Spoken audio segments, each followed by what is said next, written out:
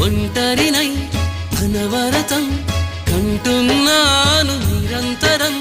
కలల్ని కథల్ని మాటల్ని పాటల్ని రంగుల్ని రంగవల్లుల్ని కావ్య కన్యల్ని ఆడపిల్లల్ని జగమంత కుటుంబం నాది